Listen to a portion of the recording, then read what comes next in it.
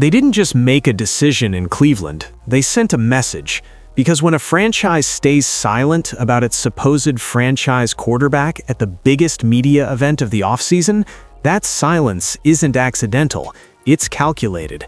And what just happened at the NFL Combine feels a lot less like evaluation and a lot more like a power move. For weeks, the momentum felt obvious. Shedeur Sanders had closed out his rookie year, turning doubters into believers. Clutch throws, late-game poise, a locker room that started responding to him. The kind of trajectory teams usually protect, the kind they usually promote, the kind they definitely don't hesitate on in front of national cameras. But instead of locking in their guy, the Cleveland Browns did something that stunned insiders. They refused to fully back him. No clear declaration, no confident endorsement, just carefully chosen words and a tone that sounded more cautious than committed. And that's where this story stops being simple. Because in today's NFL, second-year quarterbacks don't get this treatment unless something is happening behind the scenes. Teams either plant their flag or they don't. There's rarely an in-between.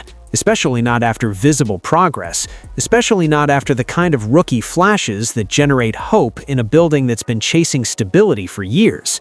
So why now? Why introduce uncertainty at the exact moment confidence should be building?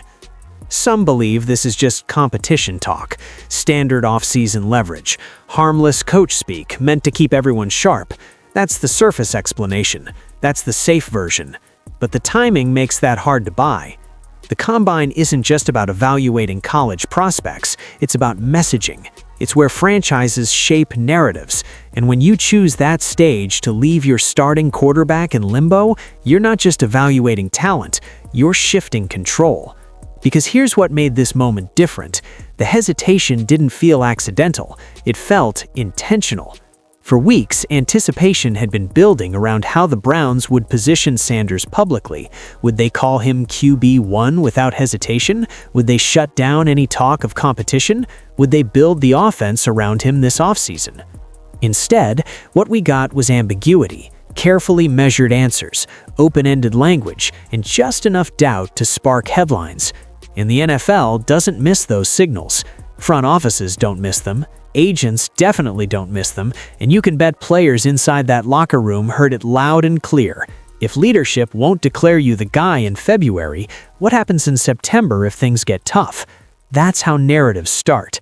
And once a narrative starts, it doesn't stay contained. It spreads, it mutates, it becomes leverage. What makes this even more explosive is the bigger shadow hovering over the entire situation. This isn't just about development, it's about timing, about contracts, about power dynamics that most fans never see. There's a reason teams either commit early or stay distant, and sometimes staying distant isn't about doubt in talent, it's about positioning. Right now it feels like a chess match nobody expected to watch play out this publicly. Because from the outside, it looked like momentum was building around Shedeur. The fan energy was rising. The internal buzz seemed positive. The storyline was simple. Young quarterback, upward trend, clean slate moving forward. Then the tone shifted. No drama, no explosion, just a subtle pause where certainty should have been.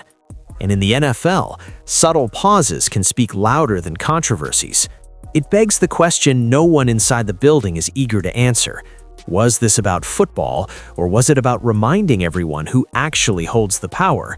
Because when franchises stay quiet about their quarterbacks, it's rarely random, it's rarely emotional, it's strategic. And what just happened feels strategic. Whether it's about leverage, whether it's about control, whether it's about protecting the organization from another high-stakes commitment, the message landed. They're not handing over the keys that easily. And that's what makes this moment bigger than a combine quote or a routine press conference answer. This feels like the opening move in something much larger. Because if this was simply about competition, they would have framed it differently. If this was purely about patience, they wouldn't have left so much room for interpretation. Instead, they created uncertainty. And uncertainty is powerful. It can motivate, it can protect, it can also divide. Now the only question is whether this hesitation fuels Shedeur or fractures something before the season even begins. Because once a franchise publicly flirts with doubt, walking it back isn't easy. And what happens next could define far more than just a starting job. The moment it went national, everything changed. There's a difference between quiet hesitation inside a facility and saying something or not saying something under the blinding lights of the NFL Combine. One lives in rumor, the other becomes headline material within seconds. And that's exactly what happened when Todd Monken stepped to the podium. He was asked the simplest question imaginable. Is Shedeur your starter? It should have been easy. 2 words, clear, decisive, done. Instead, what followed was layered, measured, corporate. Words about competition, about earning it every day, about keeping the room competitive. None of it outrageous, none of it controversial on its own, but when you zoom out and add context, it landed differently. Because this isn't a rookie fighting for a roster spot. This is Shedeur Sanders entering year 2 after showing visible growth, after delivering moments the fan base could actually rally behind, after stabilizing an offense that had been searching for identity. And yet, the tone didn't match that trajectory. The Combine is strategic theater. Every word spoken there travels across sports networks within minutes. Agents dissect it, analysts amplify it, players read it. When a head coach chooses that platform to introduce ambiguity instead of assurance, it doesn't stay contained. It becomes the storyline. And that's what made this a shock. Because around the league, promising second-year quarterbacks are typically shielded at this stage. Organizations publicly reinforce them. They talk about building around them. They signal stability. That's how you strengthen development.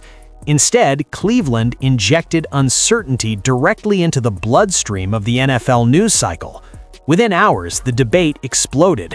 Was Monken genuinely unsure? Was this motivational? Was the front office pulling strings? Every sports show framed it slightly differently, but the core theme remained the same: doubt. And doubt spreads fast. When a coach declines to firmly name his guy, it subtly repositions that quarterback in the public eye, from future face of the franchise to still under evaluation. That shift might sound small, but perception in this league is everything, especially for a player who already commands national attention before every snap. Some insiders quickly rushed to downplay it. Standard competition talk, coach speak, nothing to see here, but that explanation feels incomplete when you consider timing. Off-season programs haven't even begun. There's no camp battle underway, no preseason film to evaluate. So what exactly required hesitation? It's not about needing to evaluate reps in February. It's about messaging. And the message, intentional or not, was this: nothing is locked in. That alone reshaped the narrative overnight. Instead of discussing offensive upgrades or schematic tweaks, the spotlight shifted back onto the quarterback room. Instead of projecting forward momentum, the conversation circled back to uncertainty. And here's where it gets tricky. When doubt originates from national media, players can ignore it. When it comes from rival fans, they use it as fuel. But when it's introduced, even subtly, by your own head coach on a national stage, it hits differently. It forces questions. Inside the building, players hear it. Outside the building, free agents hear it. The front office hears the reaction to it. And most importantly, the quarterback hears it. Because even if Monken insists it's just competition language, the optics are impossible to ignore. Public hesitation creates room for speculation. Speculation creates noise. Noise creates pressure. And for a franchise still trying to escape years of instability, the last thing you want is additional pressure at the most important position on the field. The Combine should have been a moment to calm the waters. Instead, it stirred them. And now, whether intentional or not, the Browns are navigating a narrative they could have shut down in 5 seconds with a firm endorsement. They chose not to. Which raises the next question: was that caution or calculation? Because if this was simply motivational, it wouldn't feel this strategic. And if it was strategic, then there's something bigger unfolding beneath the surface. At first, the energy felt different. When Todd Monken arrived in Cleveland, there was a visible spark around the quarterback room. Early offseason clips showed real dialogue, smiles, film breakdowns that looked collaborative instead of corrective. The tone wasn't rigid, it felt like partnership. For a franchise starving for stability, that chemistry mattered. And inside the building, players noticed those dynamics instantly. Quarterbacks don't just lead with their arm, they lead with how the staff treats them. When teammates see coaches investing confidence into a young signal caller, it becomes contagious. It shapes the hierarchy without anyone having to say it out loud. That's why the shift stood out. Once the public hesitation surfaced, something subtle changed in the atmosphere. You could feel it in interviews, in how carefully words were chosen, in how open competition became the repeated phrase instead of "our guy." No explosion, no visible conflict, just a slight cooling of certainty. And in an NFL locker room, certainty is currency. Veteran players gravitate toward clarity. They want to know who the voice in the huddle belongs to long-term. They want to commit mentally to one direction. When leadership speaks with conviction, alignment follows. When leadership speaks cautiously, alignment pauses. That doesn't mean the room revolts. It means the room waits, and waiting can quietly reshape momentum. What made this more noticeable is how other young quarterbacks around the league are being positioned. Drake May is being openly framed as a developmental priority. Jaden Daniels is receiving public backing that signals belief. Their organizations are reinforcing stability, even if those players still have things to prove. Meanwhile, in Cleveland, the messaging feels guarded. That difference echoes, because development at this level isn't purely about mechanics or play calling, it's psychological. A quarterback who feels fully backed processes mistakes differently. A bad interception becomes a learning rep instead of a referendum on his job security. A rough loss doesn't spiral into internal doubt. When ambiguity enters the picture, every rep feels heavier. And here's where it gets more complex. Locker rooms are incredibly perceptive. Players know when messaging is strategic. They can sense when competition talk is genuine and when it's leverage language. If this truly were about sharpening performance, it would carry a different tone internally than what we're hearing publicly. But once the doubt went national, it inevitably seeped inward. Even if nothing traumatic happened behind closed doors, the external narrative alters perception. Teammates start fielding questions, reporters probe for reactions. The quarterback becomes the focal point of off-season debate instead of steady progression. That changes energy, not necessarily in a negative way, but in a cautious one, because now every workout rep is analyzed through a different lens. Every quote becomes a headline opportunity. Every minor setback becomes amplified. Momentum thrives on simplicity. The story last month was straightforward, young quarterback trending upward. Now the storyline carries a qualifier, and qualifiers create tension. Some will argue this tension builds resilience, that great quarterbacks respond to public doubt, that internal competition hardens leadership. There's truth there, but the timing still feels curious. This wasn't camp. This wasn't pre-season battle mode. This was February. Which circles back to the key question: if the organization was fully aligned behind Shedeur, would the tone have shifted at all? Because when confidence is absolute, it usually sounds absolute. And the slight cooling of that public warmth is what fans and analysts picked up on immediately. The locker room may still be unified, there may be no internal fracture at all, but energy isn't just about conflict, it's about direction. Right now, that direction feels less certain than it did weeks ago. And in a league where confidence is half the battle, even a minor shift in tone can ripple far beyond the podium. Now follow the money, because in the NFL, hesitation rarely exists without financial context.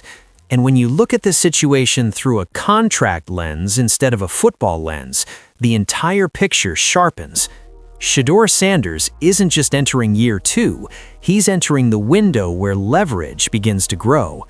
Extension conversations don't officially dominate headlines yet, but behind the scenes, timelines are always being tracked. Agents prepare early. Front offices calculate early. Quarterbacks who show promise start building value the moment they step on the field. And value isn't just based on performance, it's based on perception. If a franchise publicly labels you as the unquestioned future, your negotiating power climbs.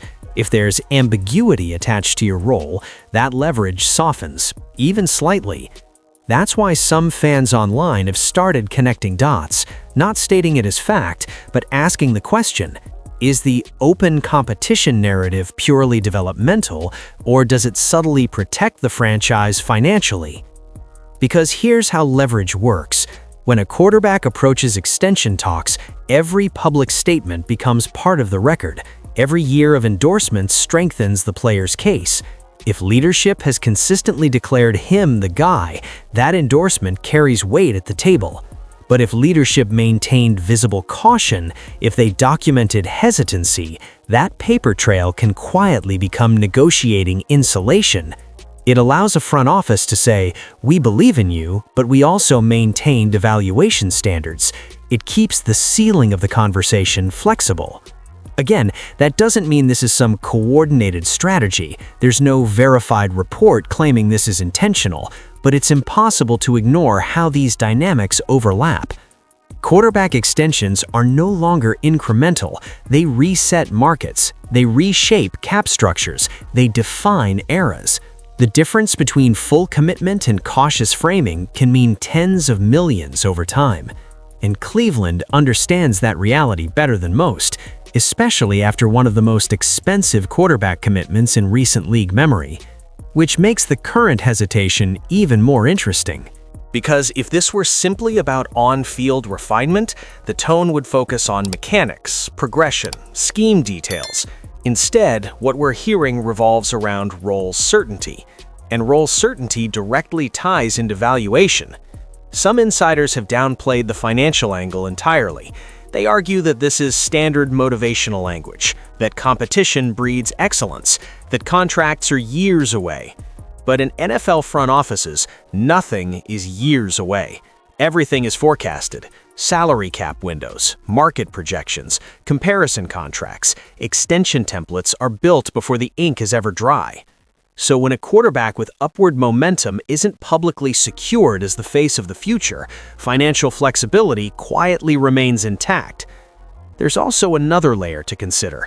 Agents monitor messaging closely. If they sense public doubt, they prepare differently. They gather counterarguments. They push for private assurances. And once money discussions gain traction, any previous narrative of uncertainty can surface again.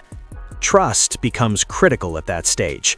Because once a player believes the organization may be protecting itself financially at his expense, even subtly, relationships tighten. And that's where this gets delicate. There's no confirmed evidence Cleveland is manipulating leverage. That would be a leap. But it's fair to say the current narrative positioning keeps their options open. Options are currency in this league, and by not fully planting their flag yet, the Browns maintain control over timing, numbers, and messaging, which might be strategic patience, or it might simply be evaluation language that landed poorly. But when you zoom out, the intersection between public endorsement and future contracts is too precise to ignore, especially when the quarterback in question is trending toward market-level discussions sooner rather than later. Because at the end of the day, development is one thing, dollars are another, and in the NFL, those two paths always collide. The only uncertainty is whether that collision is coming quietly or explosively. There's a shadow hanging over all of this, and it's impossible to ignore. Before Shedeur Sanders ever took a snap in Cleveland, the franchise made one of the most aggressive financial bets in NFL history on Deshaun Watson, a fully guaranteed contract that sent shockwaves through the league. Massive draft capital, massive money, massive expectations. And what followed didn't match the script. Injuries disrupted continuity, off-field controversy dominated headlines, performance never stabilized the way ownership envisioned. Instead of becoming the long-term solution, the situation turned into a complicated, expensive lesson in risk. That history matters, because organizations don't forget contracts like that. Owners don't forget writing checks like that. Front offices don't forget the scrutiny that follows when a bet that large doesn't deliver. Now fast forward to the present. Cleveland finds itself with another young quarterback drawing attention, another potential long-term commitment forming on the horizon, another decision that could define the next 5 years of the franchise. It's fair to ask whether that previous experience is influencing current caution, not as a confirmed conspiracy, not as a verified report, but as context. When a team gets burned at the most expensive position in sports, it often recalibrates. It becomes slower to commit, more careful with language, less willing to publicly crown someone the future until every doubt is eliminated. And that recalibration can show up in subtle ways, like hesitation at the podium, like emphasizing competition, like refusing to lock in a title prematurely. From a purely human perspective, it's understandable. No owner wants to relive the national spotlight that came with that contract. No executive wants to defend another massive quarterback gamble that doesn't pan out. But here's the tension. Shedeur didn't create that past mistake. He didn't negotiate that deal. He didn't sign that guarantee. He didn't cost the franchise draft assets. He walked into an existing landscape shaped by decisions made before him. And if caution born from the Watson era begins influencing how the organization treats its current quarterback, that's where complications arise. Because progress and paranoia don't coexist well. If internal fear of repeating history slows full commitment, the young quarterback pays the psychological price for a mistake he had nothing to do with. Some fans speculate that Cleveland simply doesn't want to rush into another declaration of face of the franchise. Others believe the front office is intentionally avoiding bold endorsements until performance stacks further. Both explanations are plausible, neither requires malice. But the financial scar tissue from that $46 million annual commitment is real. It shaped the cap, it shaped public perception, it shaped trust with the fan base, and now it may be shaping tone. The irony is hard to ignore. The previous regime's gamble created instability. The new regime's caution might risk prolonging it. Because young quarterbacks thrive when backed boldly, they struggle when the support feels conditional. This doesn't mean Cleveland doubts Shedeur's talent. It may simply mean they're allergic to being wrong again on this scale. Yet football doesn't wait for comfort. If caution becomes visible enough, it turns into narrative. If narrative grows loud enough, it creates pressure. And pressure, layered on top of past financial trauma, creates volatility. Every franchise carries baggage. Few carry baggage this expensive. The question now isn't whether Watson's contract impacted the organization financially. That's obvious. The real question is whether it's still impacting them psychologically. Because if the ghost of that deal is influencing present decisions, even quietly, then this story isn't just about evaluation. It's about fear versus faith. And in this league, hesitation born from fear can become the very thing that prevents progress. Or maybe this was never just about football. Because when you zoom out far enough, the tension in Cleveland starts to look less like a depth chart question and more like a control question. Shedeur Sanders isn't a typical second-year quarterback. He doesn't arrive quietly. He doesn't carry a low profile. His brand, his confidence, his visibility, all of it comes amplified. And standing behind all of that presence is one of the most influential figures in modern football, Deshaun Sanders. That changes dynamics, because when a young quarterback has a father who's not just a former NFL legend, but a media force, a college head coach, and a personality who commands attention, it adds layers. Fair or not, organizations are hyper-aware of perception. They guard their authority carefully. And when outside influence feels strong, even symbolically, some franchises instinctively reassert control. Now, to be clear, there is no verified report of direct conflict between Deion and the Browns' leadership, no confirmed internal feud. But speculation has circulated online about how much autonomy the franchise wants to preserve. Some fans suggest the hesitation is partly about sending a signal. This is still the Browns' building, not anyone else's. Because power in the NFL is delicate. Front offices don't like the appearance of being steered. Coaches don't enjoy feeling overshadowed. Owners rarely want narratives that imply influence from beyond their walls. Even if none of that is happening in reality, perception alone can make organizations defensive.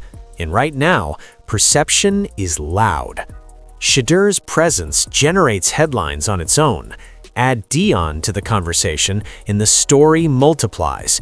That spotlight isn't always comfortable for franchises still trying to solidify identity. So what if part of this public hesitation isn't about doubt and talent? What if it's about reminding everyone where authority sits? Because saying open competition does something subtle. It places the decision firmly inside the building. It reframes the quarterback not as a preordained star, but as someone still earning status within the organizational structure. That's control language. Again, not confirmation of conflict, just recognition of how messaging can function beyond X's and O's.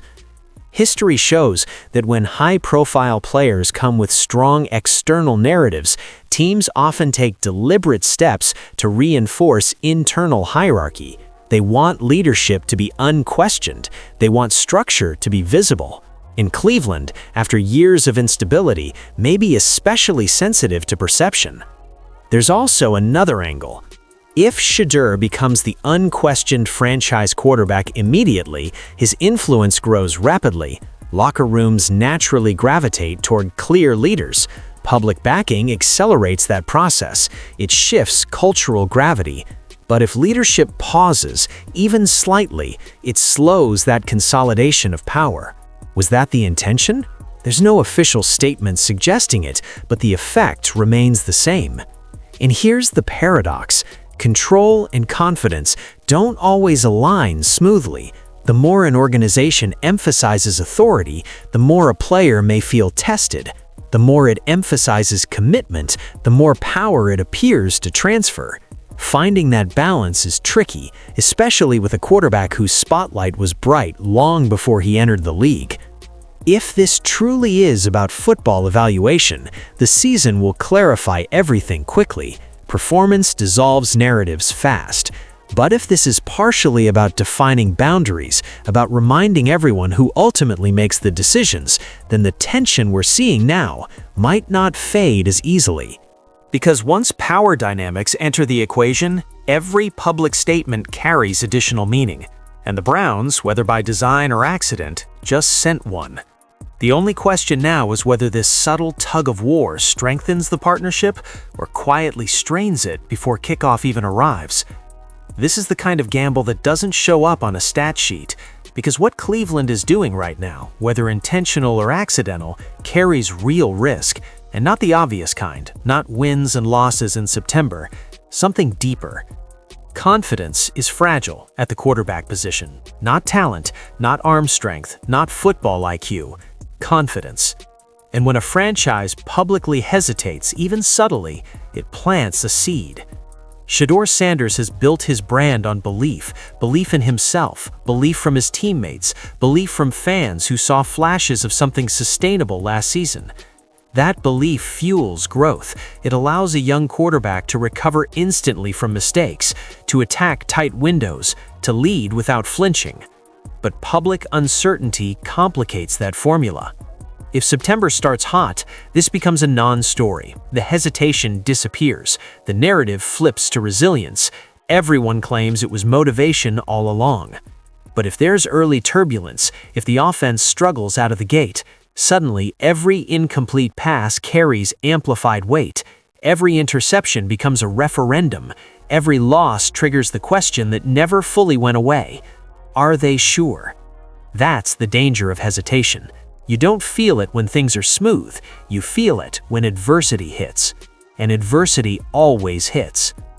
Quarterbacks are judged differently from every other position. They absorb the emotional temperature of the entire building. When leadership is fully aligned, pressure feels shared. When alignment feels conditional, pressure feels isolated. There's also the locker room factor. Players rally behind clarity. If they sense the organization is evaluating from a distance instead of committing from within, subtle fractures can form. Not open rebellion, not division, just quiet uncertainty. And uncertainty spreads fast in competitive environments. Now flip the outcome. If Shedeur thrives this season, if he levels up, commands the huddle, wins games, the Browns look smart. The narrative becomes discipline, accountability, a coach demanding excellence. Todd Monken gets praised for refusing to hand anything out.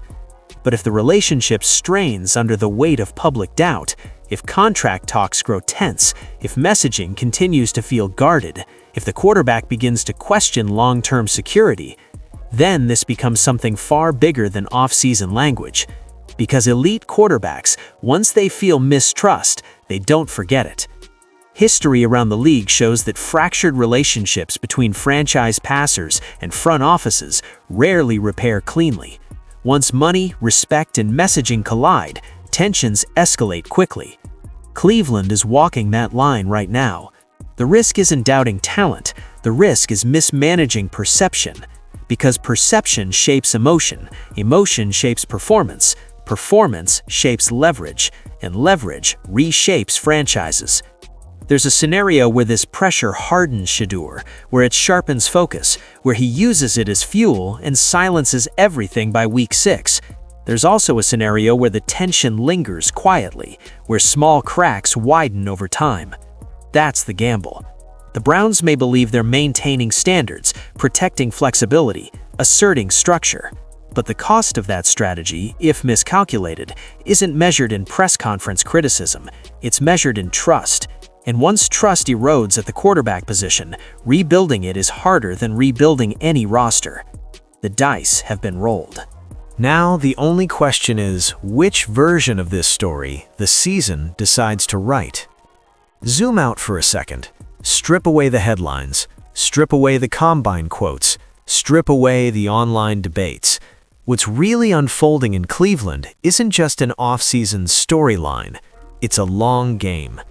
Franchises aren't built on press conferences. They're built on alignment, on belief that runs from ownership to the locker room without hesitation. And right now, with Shedeur Sanders, that alignment feels incomplete. Not broken, not fractured, just unfinished. This entire situation comes down to one defining tension: commitment versus caution. On one side, you have a young quarterback who flashed growth, composure, and leadership. On the other, an organization that has been burned before and may be hesitant to plant its flag too quickly. Add in the financial implications, add in the public spotlight, add in the shadows of past decisions. Suddenly, every word carries weight. Maybe this truly is about competition. Maybe the hesitation is nothing more than motivational language meant to sharpen the edge before training camp. That's the cleanest explanation. But maybe it's bigger than that.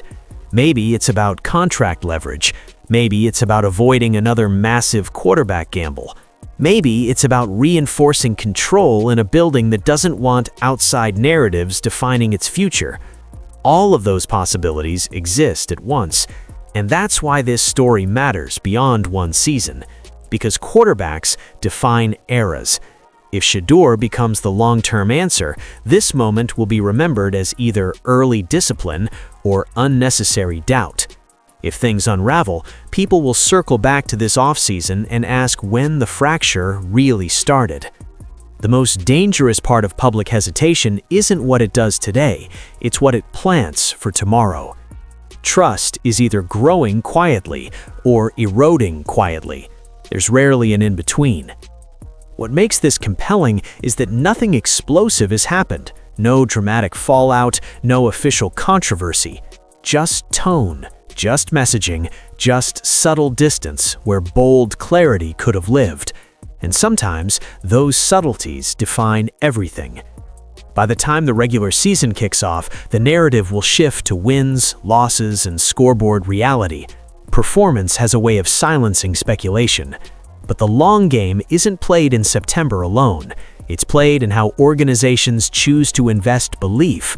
It's played in whether quarterbacks feel fully empowered or cautiously evaluated. It's played in how money, messaging, and momentum collide. Cleveland has chosen patience. Now we find out whether patience strengthens the foundation or quietly weakens it.